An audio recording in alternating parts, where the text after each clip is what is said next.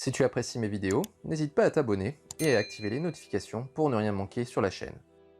Salut tout le monde, bienvenue sur la chaîne Mitrailleur pour cette revue numéro 90 qui va être consacrée à ce Thor de Fegda, guerrier divin de Gamma en version EX de chez Bandai Namco que je vais vous opposer à la version classique également de chez Bandai que vous avez à droite. Cette figurine EX que vous avez face à vous était super attendue pour au moins deux raisons. Première raison, c'est qu'il faut bien l'admettre, ça fait très longtemps qu'on n'a pas eu un guerrier divin à se mettre sous la dent. Rendez-vous compte, il faut retourner en avril 2022 pour avoir le dernier guerrier divin en version EX. Et encore, c'était que Bud, qui était la recolorisation de son frère Sid. Autrement dit, il n'y avait pas énormément de choses à faire pour Bandai, si ce n'est rajouter quelques goodies.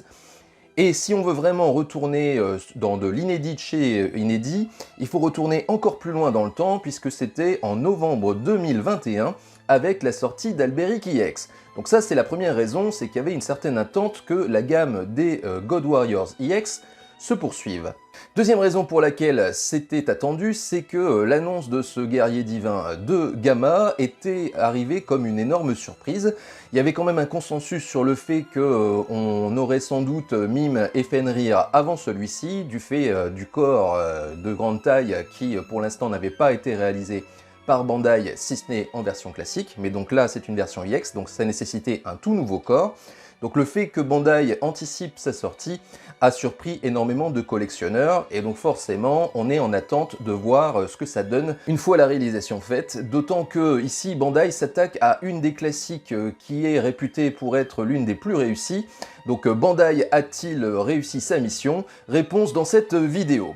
Pour ce qui est de la version EX que vous avez face à vous, elle vient de sortir au Japon. Au moment où je suis en train de tourner cette vidéo, nous sommes en juin 2023. Ça signifie que la figurine que vous avez face à vous est une version d'import que j'ai eu comme d'habitude sur ma boutique préférée, à savoir obigenki.com. Le lien sera dans la description. Pour ce qui est de la version européenne, en France, elle n'est pas encore sortie. Elle sortira visiblement aux alentours de août-septembre 2023. Ça veut dire donc que si vous êtes impatient, il faudra plutôt recourir à l'import, sinon il faudra attendre jusque-là. Pour ce qui est de son tarif, il faudra compter en France aux alentours de 170 € hors port.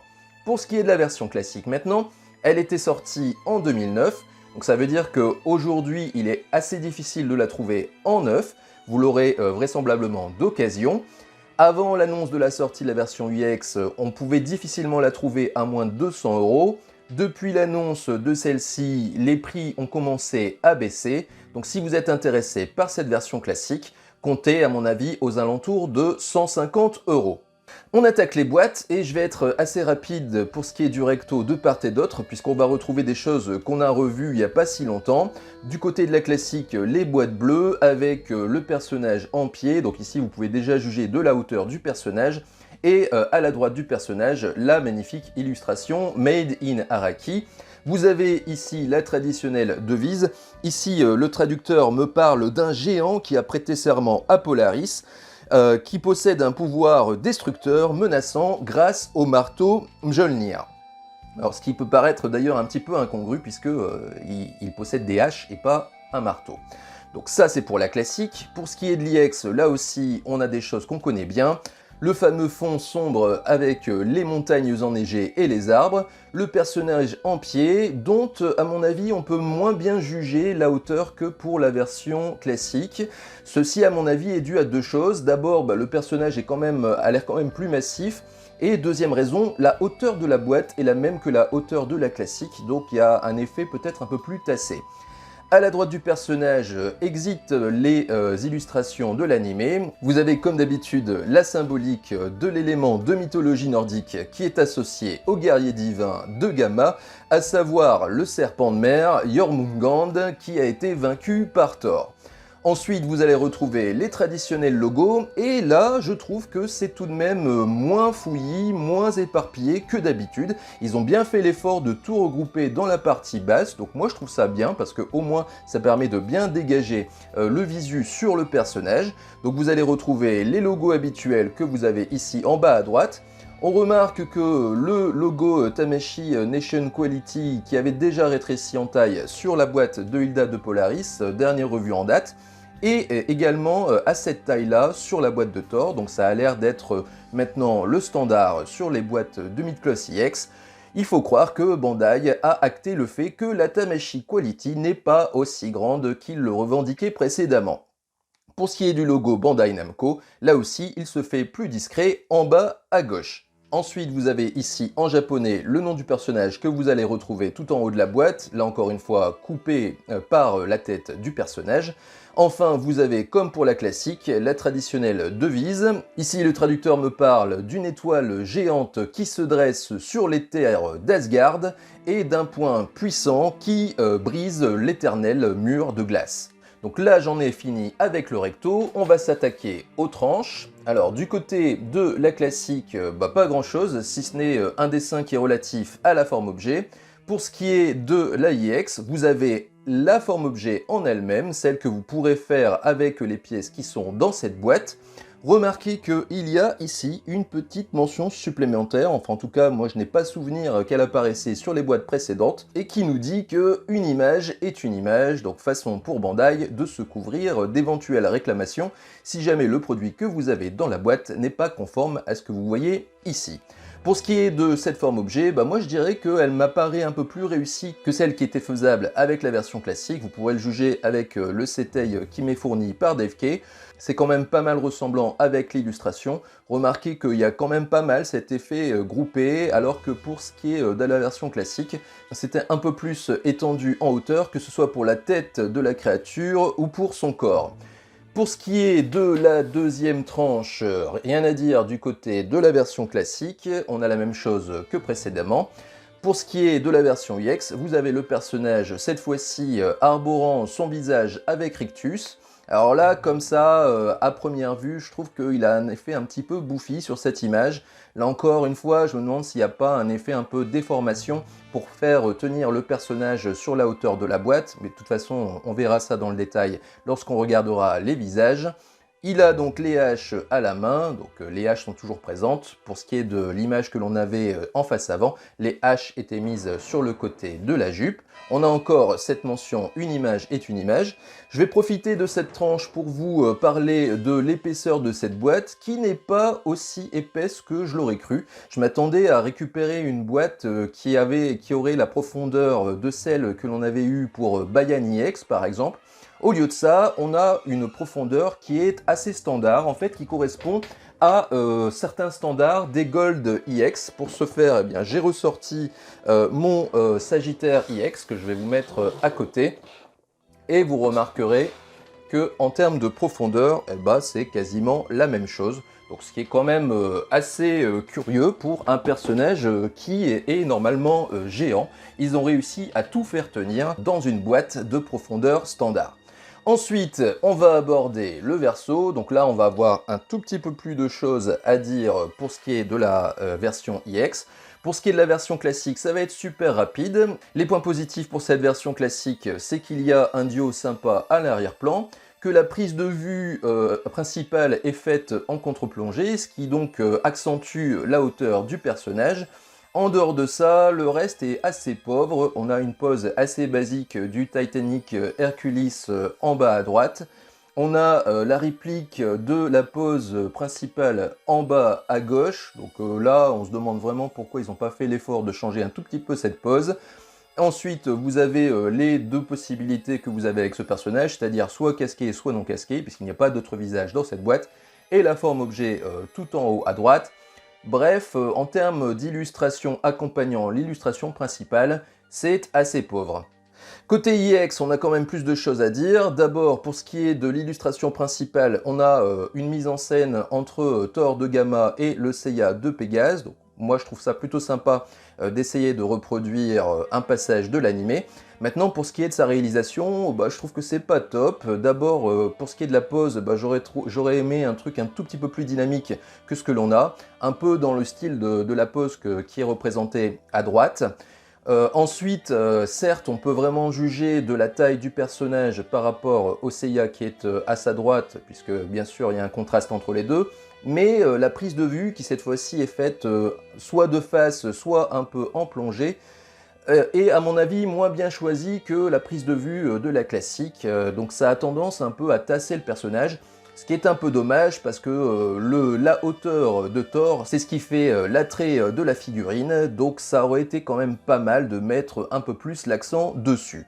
D'ailleurs, il le mentionne ici au moyen d'une phrase qui parle d'un corps, d'un tout nouveau corps, qui utilise une nouvelle technologie, donc ça on se permettra d'en juger tout à l'heure, et qui fait, tenez-vous bien, 250 mm, donc 25 cm, et ceci est ponctué d'un point d'exclamation. Donc vous voyez que Bandai visiblement est fier de lui-même.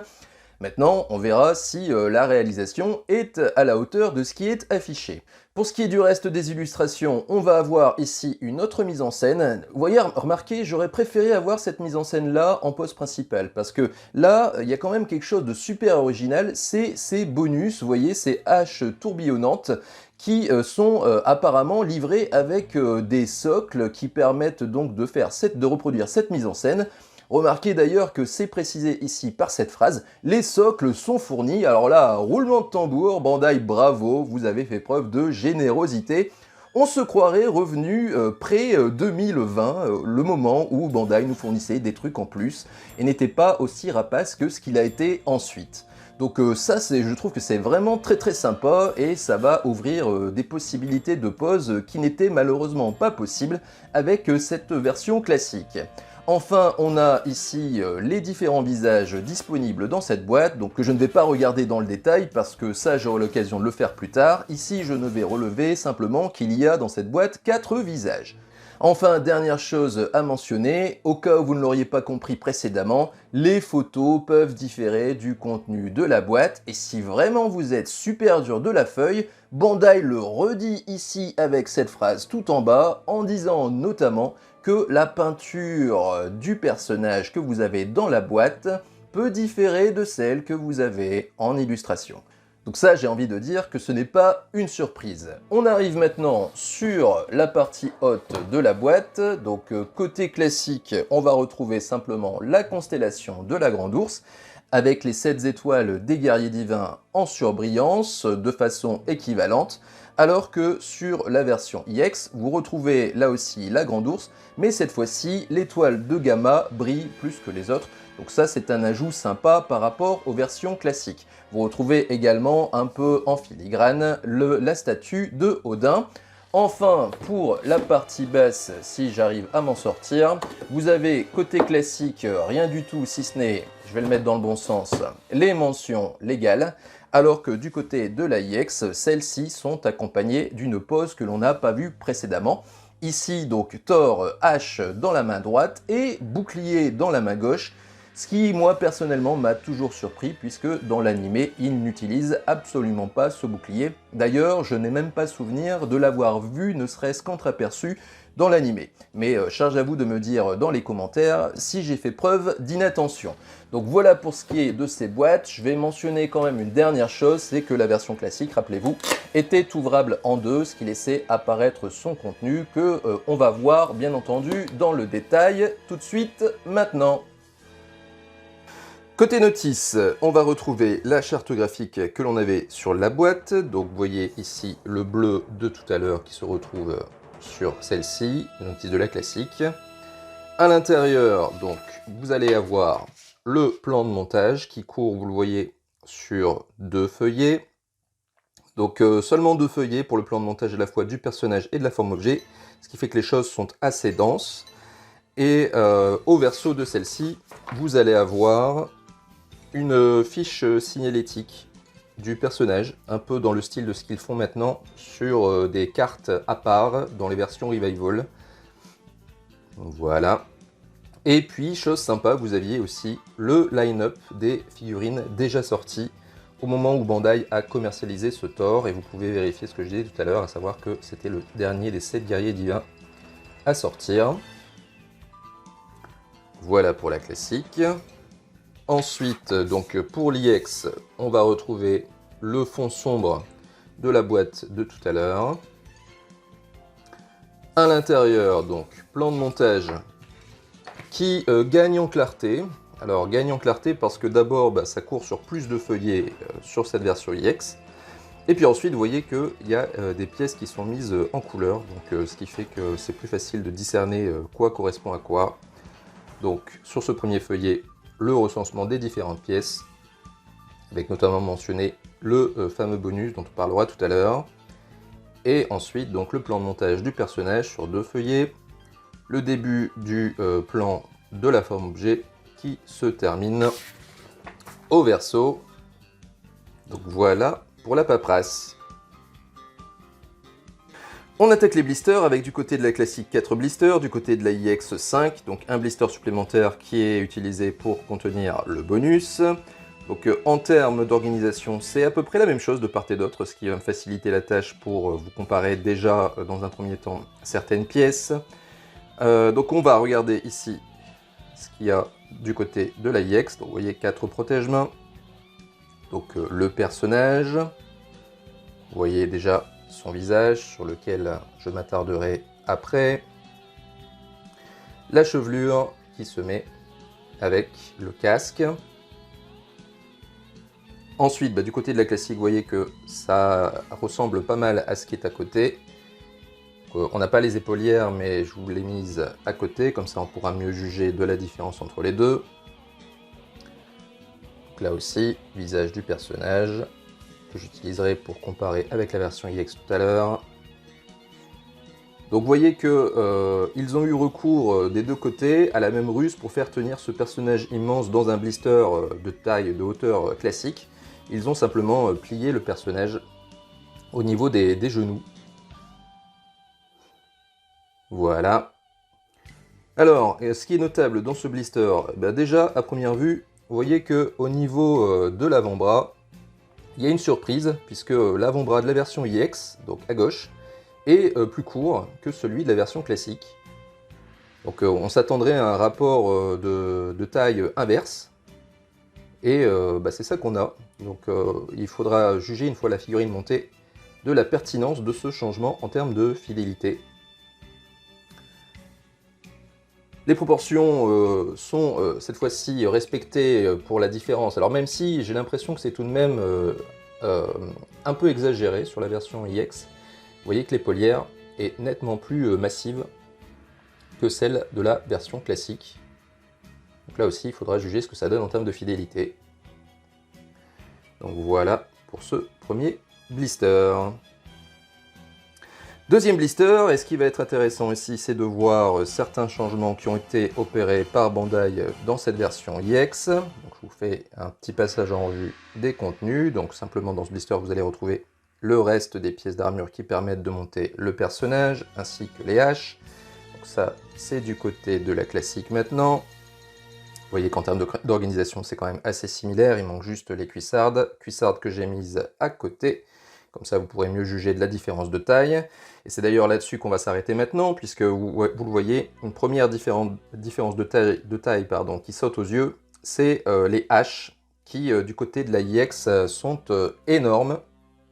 Vous voyez, la différence de taille va bien au-delà de la différence de proportion entre une IX et une classique. Ce qui est également notable, vous voyez, c'est la différence d'épaisseur entre les pièces qui protègent les jambes. Vous voyez à quel point les jambes de la version classique apparaissent fluettes par rapport à ces mollets de footballeurs de la version IX. Donc là encore une fois, il faudra juger une fois la figurine montée de la fidélité. Au niveau des cuissardes maintenant, la pièce de la classique était en plastique. Je vais essayer de vous montrer un peu mieux. Vous voyez, c'est du plastique. Alors que la pièce de l'IX est, elle, en métal. Donc là, on compte sur le nouveau corps IX avec la nouvelle technologie pour tenir tout ça tout en étant bien rigide. Alors j'ai mis également, vous voyez, la pièce de corset sur la classique, tout ça pour vous montrer que le corset c'était aussi déjà utilisé sur certaines classiques. C'était notamment le cas ici pour Thor. Donc voilà pour ce blister. Le troisième blister est celui qui contient les pièces d'architecture de la forme objet. Donc voilà pour la IX. Et pour la classique, il y avait présence, vous voyez, de ce mât qui était donné pour être utilisé avec les socles que vous pouviez acheter à part. Du fait de la taille du personnage, les tiges qui étaient fournies avec les socles n'étaient visiblement pas assez longues. Donc vous voyez que Bandai ici a pris la peine de mettre cette tige supplémentaire qui n'est plus présente sur cette version IX. Donc j'imagine qu'ils estiment qu'avec ce nouveau corps qui est présent sur cette version IX, il n'y en aura pas besoin. Dernier blister pour la classique, avant-dernier pour la IX, c'est celui qui contient les différentes paires de mains. Donc vous voyez, 4 paires de mains pour la version IX, les mains qui tiennent les haches, les mains semi-ouvertes, les mains grandes ouvertes et les poings fermés. Du côté de la classique, nous avions seulement 3 paires de mains. La différence entre les deux, c'est les poings fermés qui ne sont pas donnés dans la version classique pour une raison que j'évoquerai juste après avec le comparatif des mains. Ensuite, du côté de la classique, vous voyez qu'il n'y a pas de visage alternatif. Le seul visage que vous avez, c'est celui qui est sur la figurine, alors que du côté de la IX, il y en a 3 autres. Donc le premier, celui avec les dents serrées. Celui ensuite avec le rictus, qui sur ces images m'apparaît moins bouffi que tout à l'heure sur l'illustration de la boîte. Et le visage criant, visage action. Voilà. Dans ce blister, enfin, vous allez trouver le socle qui vient accueillir la forme objet. Alors pour ceux qui se poseraient la question de ce petit truc-là dans la version classique, c'est ce qui vient accueillir le gros saphir d'Odin que vous avez entreaperçu tout à l'heure dans un autre blister. Et ça se mettait sur le socle, enfin sur un socle que vous pouviez acheter à part. Dernier blister pour la version IX, c'est celui qui contient le bonus qui nous a été fourni par Bandai et il faut l'admettre, ils ont été bien généreux ici.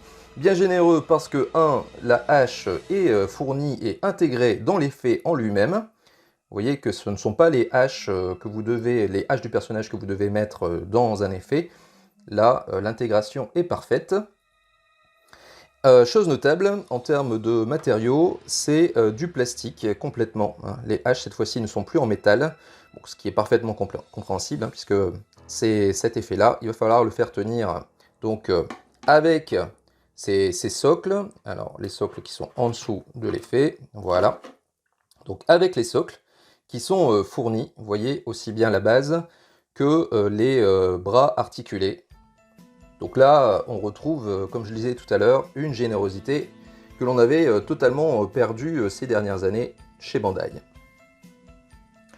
On regarde les mains dans le détail, avec d'abord cette main semi-ouverte, qui va être l'occasion pour nous de vérifier ce que je vous disais tout à l'heure au niveau de la peinture, plutôt violacé du côté de la classique, plutôt bleuté du côté de la IX. Pour ce qui est de la forme des mains, eh bien, vous voyez que c'est tout de même assez similaire. Donc les doigts sont légèrement plus fins sur la version IX, mais globalement, les mains se ressemblent beaucoup. Et ça va être d'ailleurs le cas également pour la paire de mains suivante que je vais vous montrer. Donc c'était déjà du beau boulot du côté de la classique, ce qui fait que Bandai ici n'a pas eu besoin de bien améliorer cette main pour la version IX. Vous voyez qu'en termes de taille d'ailleurs, c'est la même taille, hein, ce qui peut paraître surprenant puisque une version IX est un peu plus grande.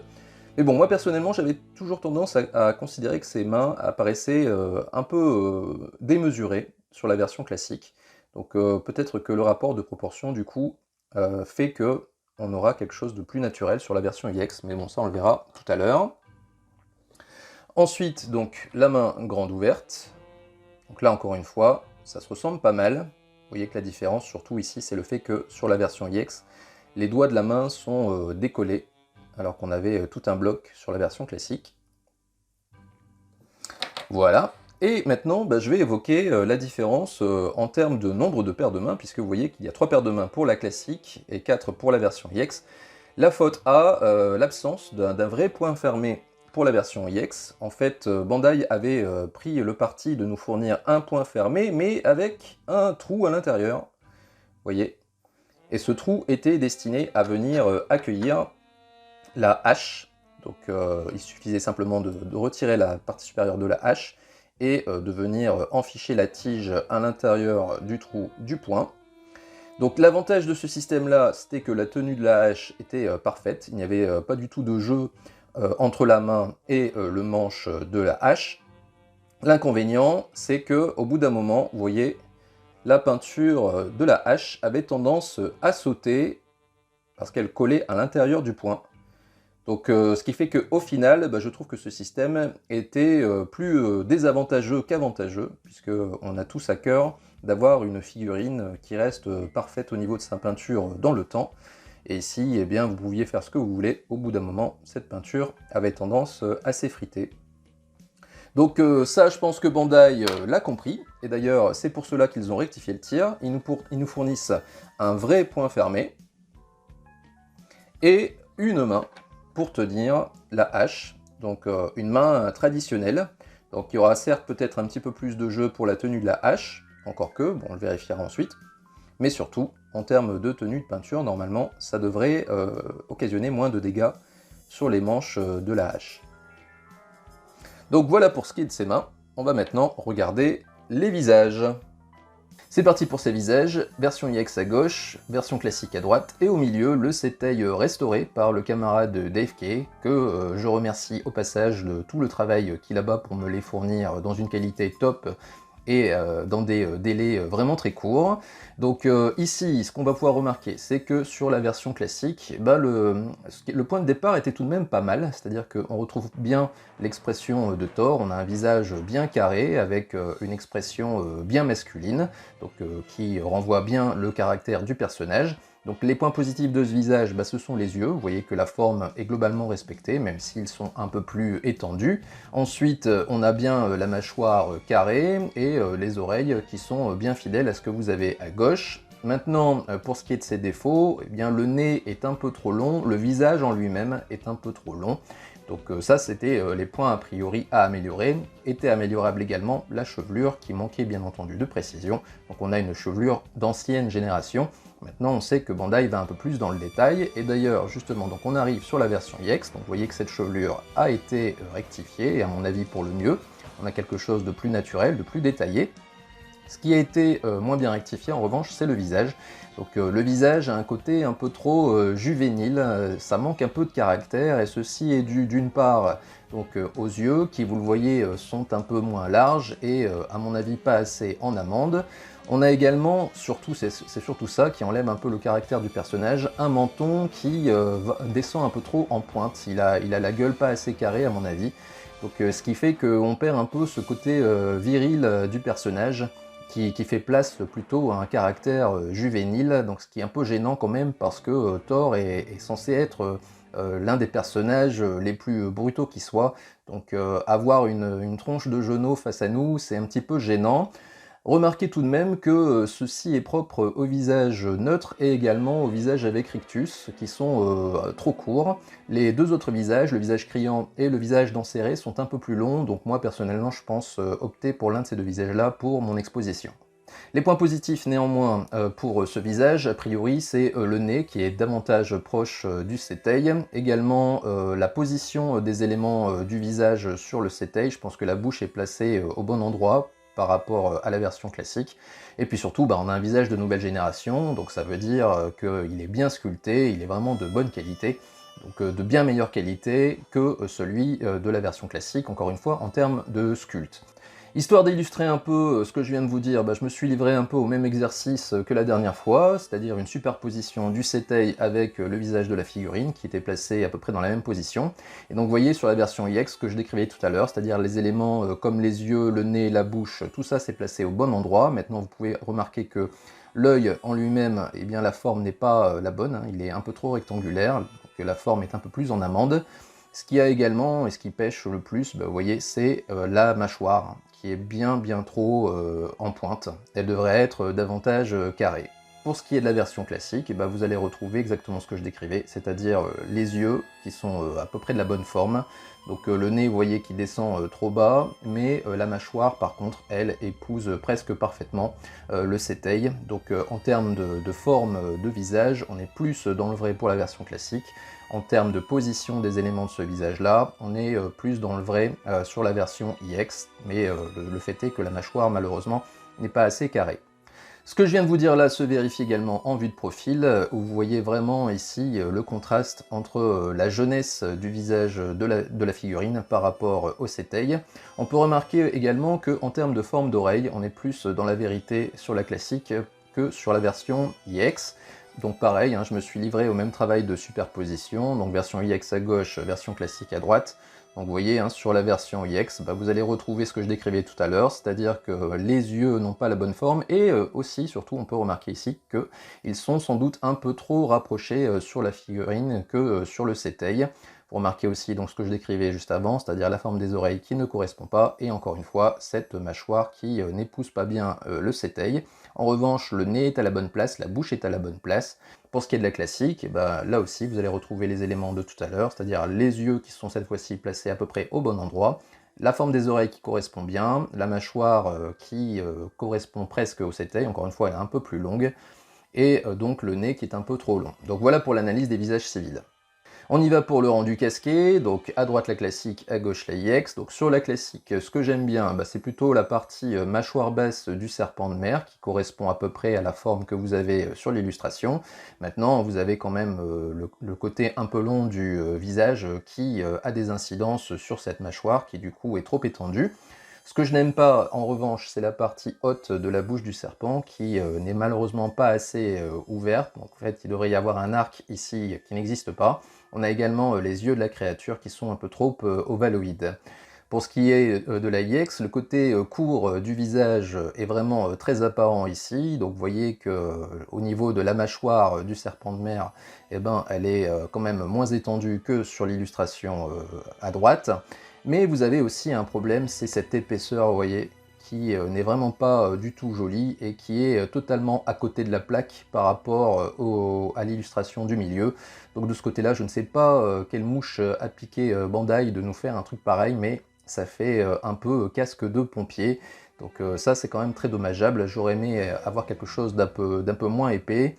Donc, ce qui veut dire qu'il va falloir vraiment jouer avec l'angle d'inclinaison de cette tête pour amoindrir le plus possible cet effet un peu mastoc. Pour ce qui est des yeux de la créature et de la partie haute de la mâchoire de la créature, alors c'est un peu mieux que sur la version classique pour ce qui est de la partie mâchoire. Vous voyez qu'il y a quand même une petite courbure sur la partie haute, mais bon, c'est pas encore assez. Et au niveau des yeux, là aussi c'est un peu mieux, c'est-à-dire que la forme des yeux est bien circulaire, comme sur l'illustration, mais malheureusement ces yeux sont un peu trop imposants. Donc si je devais conclure, je dirais que j'aime sur cette version IX le caractère travaillé du visage. Ce sont des visages de nouvelle génération, donc ça veut dire que vous avez bien une bouche qui est bien dessinée, bien sculptée, le nez également, les yeux qui ont des iris qui renvoient un regard plus naturel que ce que vous avez donc sur la version classique.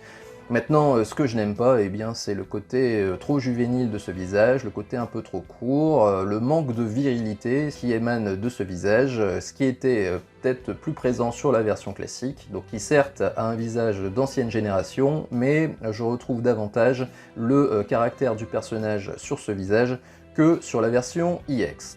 Donc voilà pour ce qui est des visages, on va passer maintenant aux personnages. On jette un œil sur ce nouveau corps, ce qui va nous permettre de vérifier ce que Bandai annonçait tout à l'heure sur la boîte. Donc pour que vous puissiez mieux juger de sa taille, le point de comparaison c'est le Thor version classique à côté, mais également le Seiya que je vous ai mis juste à sa droite. Donc vous pouvez voir qu'en termes de taille, au niveau du Seiya, ça s'arrête à la taille de Thor. Voilà. Lui, je vais le mettre de côté. Donc, le point de départ, c'était le corps de la classique. Donc, vous pouvez juger qu'en termes de différence de taille, la version IX, on va dire, a une petite tête de plus que la version classique.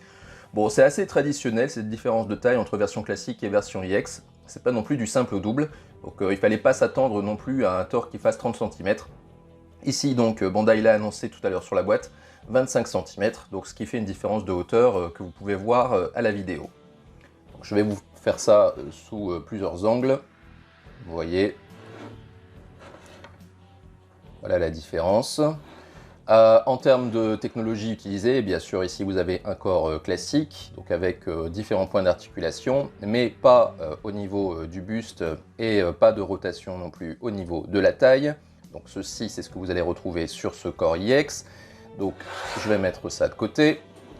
Ce corps IX, donc inédit de par sa taille, mais également inédit de par la technologie qui est utilisée sur celui-ci. D'abord en termes de rigidité, eh bien rien à dire sur les bras, c'est bien rigide, vous voyez que j'ai peine à monter ici au niveau de cette articulation. Bon, ça c'est vraiment très bien parce que, rappelez-vous, hein, le personnage possède des haches en métal qui font un certain poids, donc il est nécessaire d'avoir pas mal de rigidité au niveau des bras. Ensuite, le point qui fait souvent défaut, c'est la rigidité au niveau de l'entrejambe. Et ici, vous voyez que j'ai du mal à monter cette jambe. C'est de la rigidité qui est équivalente à un corps IX métal, hein. Vous voyez que ça tient plutôt bien. Donc ça sur cette jambe, mais également sur l'autre jambe. Voilà. Donc, à quoi est due notamment cette rigidité? Eh bien, à une nouvelle technologie, ça a été mentionné tout à l'heure sur la boîte. Nouvelle technologie ici, au niveau du buste, que je vais vous montrer. Vous voyez qu'il y a une pièce métallique qui vient remplacer tout le plastique qu'il y avait avant à l'intérieur. Donc, ce qui fait gagner en rigidité et surtout en solidité. Alors c'est pas tant un problème ici pour ce qui est du buste, alors je vais vous montrer également ce que ça donnait ici avec le peg à l'intérieur du cou. Vous voyez, c'est du métal. Donc on gagne en solidité, ce qui n'était pas tant un problème pour la partie haute, mais ce qui pouvait l'être ici sur la partie basse. Vous voyez que là aussi on a du métal. Donc c'est peut-être aussi ce qui fait gagner en rigidité sur l'entrejambe. Donc effectivement, Bandai ne nous a pas menti tout à l'heure sur la boîte, c'est de la nouvelle technologie, c'est pas juste une augmentation de la taille du corps, c'est aussi différentes pièces qui ont été changées et tout ce qu'on peut espérer, c'est qu'ils aient l'idée d'utiliser cette même technologie sur les autres corps IX normaux qui seront utilisés pour les prochaines sorties. Donc voilà pour le personnage, je fais le montage en backstage, on se retrouve juste après pour voir ce que ça donne. Mes premières impressions à l'issue du montage, d'abord la figurine a un côté impressionnant et je dois dire c'est plus impressionnant en réel que sur les photos qui ont du mal à retranscrire assez fidèlement l'immensité du personnage. Ensuite, pour ce qui est de la figurine en elle-même, c'est une très belle figurine, malgré ses problèmes de fidélité, mais ça j'y reviendrai ensuite. Elle se pose plutôt bien, j'ai pas eu vraiment de problème lors du montage à la mettre en place, elle est bien maniable comme il faut. Maintenant, pour ce qui est du montage, j'ai quelques petites remarques. D'abord, en ce qui concerne les mains qui viennent accueillir les haches, je me suis rendu compte qu'elles n'étaient pas mises en peinture sur l'intérieur des doigts de la main. À mon avis, c'est pour éviter les transferts de peinture entre les haches et les mains. Donc ils ont choisi de laisser les doigts à l'intérieur en bleu, ce qui me semble être une bonne idée. Ensuite, pour ce qui concerne le démontage de la hache en elle-même, donc elle se démonte, et le petit téton qui vient donc se mettre à l'intérieur de la partie tranchante n'est pas vraiment circulaire, donc il faut bien aligner la queue de la hache avec la partie tranchante de celle-ci. Ensuite, j'ai aussi oublié d'évoquer tout à l'heure lors de la découverte des blisters les pans de jupe alternatifs qui sont fournis pour accueillir les haches. Donc par défaut, ce sont les pans sans trou qui sont montés sur la jupe. Donc c'est évidemment super généreux de la part de Bandai de nous mettre un jeu de pans de jupe sans trou. Pour ce qui est donc de ceux avec trous qui viennent accueillir les haches, malheureusement ces trous-là sont un peu trop petits, donc en tout cas ils sont taillés trop juste, ce qui fait que quand vous allez mettre le manche de la hache à l'intérieur, irrémédiablement vous allez rayer les manches des haches, donc ça c'est malheureusement pas super bien vu. Donc prenez toutes les précautions d'usage quand vous allez les mettre, mais à mon avis, vous allez tout de même avoir des rayures. Enfin, en tout cas, moi, je pense que j'ai fait attention et j'ai quand même eu des petites rayures sur celle-ci. Enfin, je vais évoquer le système du casque qui est très particulier et qui permet d'être au plus près du visage. Donc en termes de maniabilité, c'est quand même pas mal parce que le changement de visage est quand même assez facile. Il y a juste qu'à à démonter la partie avant et vous pouvez changer le visage sans avoir à démonter la totalité du casque. Le revers de la médaille, c'est qu'il n'y a aucun ajustement possible, l'ensemble est vraiment très figé, et ce qui crée au final un peu une impression de casque de pompier.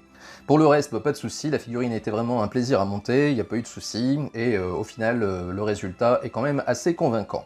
Petit posing, et on se retrouve juste après.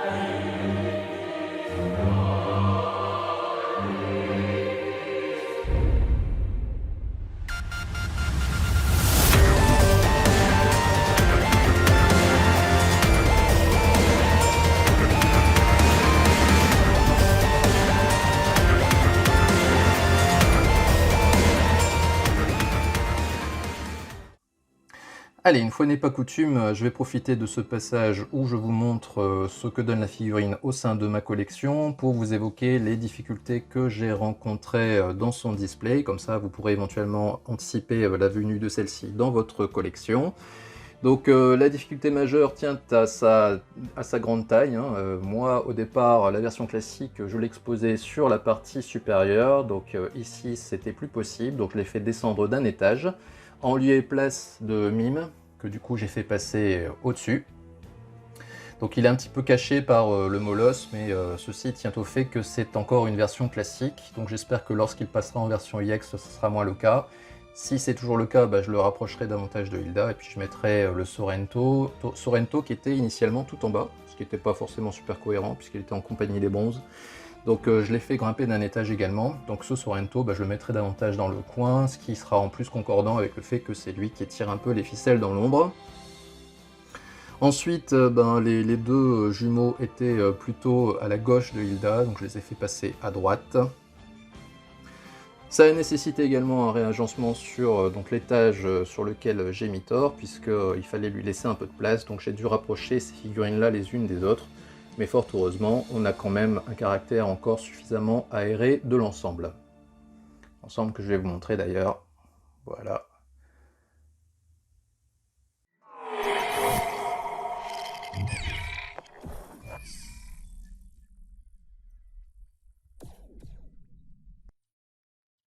De retour pour ce bilan avec tout d'abord l'analyse de conformité, donc version à gauche IX, version à droite classique et Setei au milieu. Donc on va commencer comme d'habitude par le bas de la figurine avec les pieds de celle-ci, donc pieds qui sont un peu plus en pointe sur la version IX, un peu plus arrondis sur la version classique.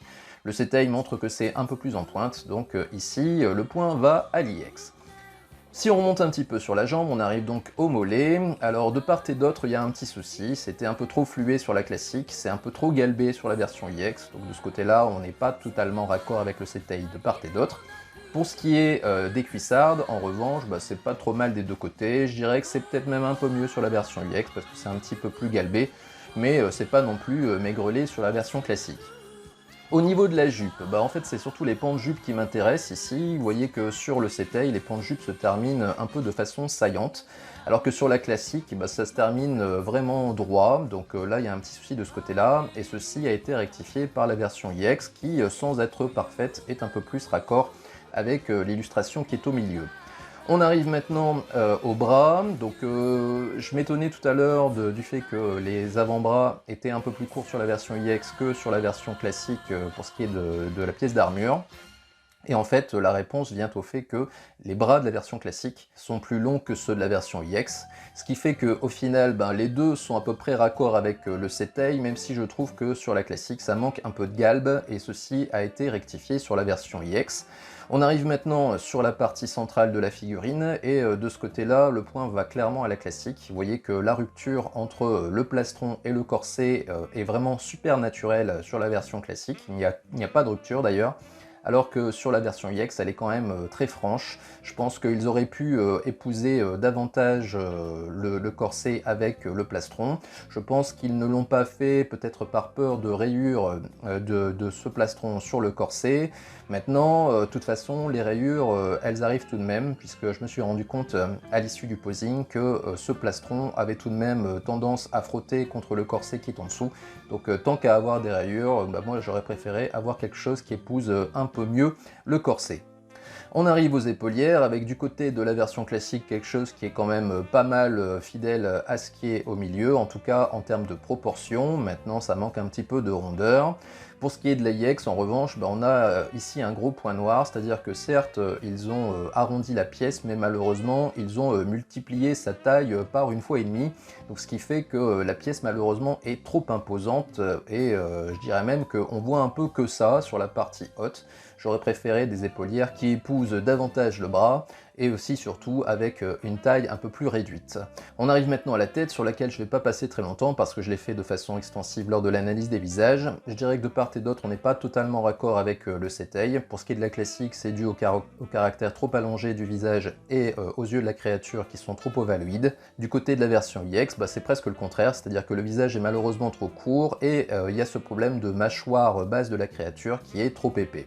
Donc si je devais conclure cette analyse de conformité, je dirais qu'en termes de ligne générale, la version classique est plus proche du Setei que la version IX, c'est-à-dire que statiquement, je pense que ça vous apparaît clair, hein, la version classique est davantage proche de l'illustration.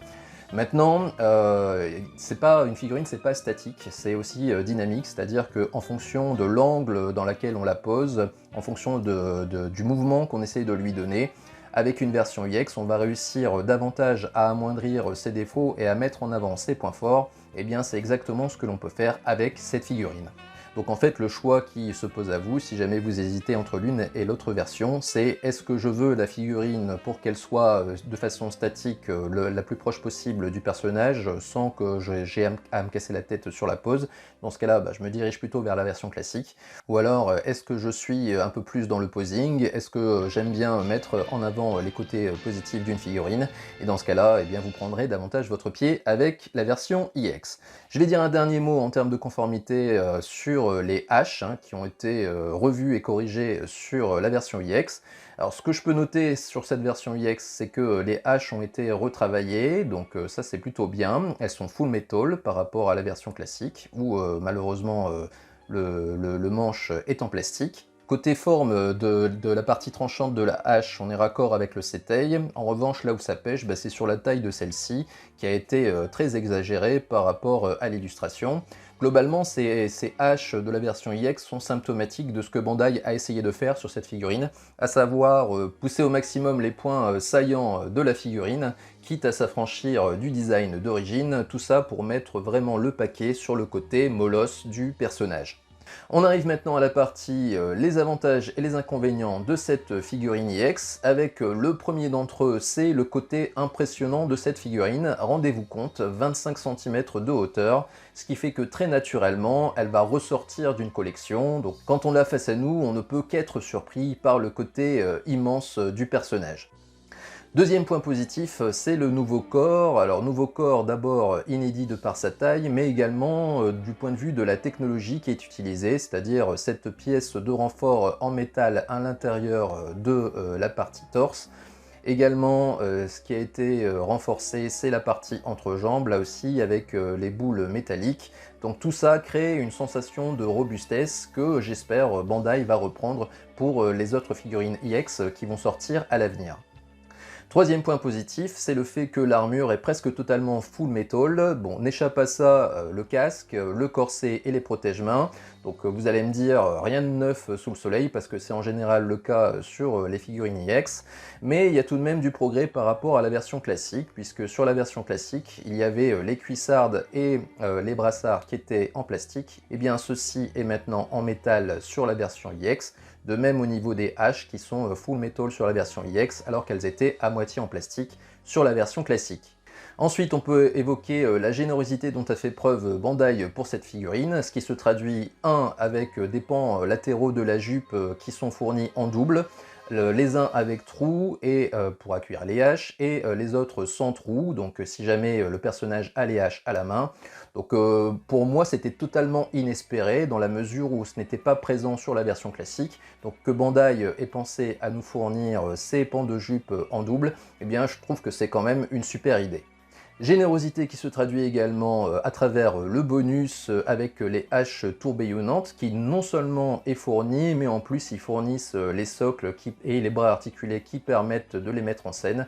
Donc ça vraiment je trouve ça inespéré au regard de la pinguerie dont Bandai a fait preuve ces dernières années. Enfin, je vais évoquer à un moindre niveau le packaging qui est sympa et surtout dont les intérieurs sont plutôt bien agencés. On a une boîte qui n'est pas trop imposante, ce qui n'était pas forcément gagné du fait de la taille du personnage. Je dirais également que le tarif de celui-ci est tout de même correct au regard des contenus. Donc on a quand même du bonus, on a quand même un personnage qui est bien plus imposant que les autres, donc il a nécessité plus de matériaux, tout ça pour un tarif qui est à peu près aux alentours de 170 €. Remarquez que c'est même inférieur au tarif du Thanatos iX, donc ce qui fait qu'au global, on a plutôt un bon rapport qualité-prix pour cette figurine. Néanmoins, cette figurine n'est pas sans défaut. Le plus important d'entre eux, selon moi, ce sont les libertés qui ont été prises par rapport au design d'origine, que ce soit sur les épaulières qui sont vraiment trop imposantes, sur le casque qui en vue de face fait un peu trop casque de pompier. Donc ces libertés qui ont été prises font que malheureusement en termes de fidélité, on perd un peu par rapport à la classique, en tout cas d'un point de vue statique. Donc ça, c'est malheureusement un peu décevant. Quand on a une figurine qui est une évolution d'une figurine existante, on est en droit d'attendre d'elle qu'elle fasse mieux en termes de ressemblance au personnage d'un point de vue général que la figurine de départ. Ici, pour ce qui est de la ligne générale, malheureusement, cette figurine iX ne fait pas mieux, elle fait même moins bien. Fort heureusement, c'est une figurine EX, donc ça nous permet vraiment de compenser un max au niveau du posing, mais ça aurait pu être imperfect, et selon moi, ça ne l'est pas. Ce qui concourt également au fait que ce n'est pas imperfect, c'est le visage neutre qui est vraiment trop court, qui a un côté un peu trop juvénile, ça manque d'une mâchoire vraiment virile. Donc ça c'est un petit peu ennuyeux parce qu'on essaye de reproduire un visage d'un personnage qui est censé être une brute, et au final il a un côté un petit peu gentil pour ce qui est de son visage.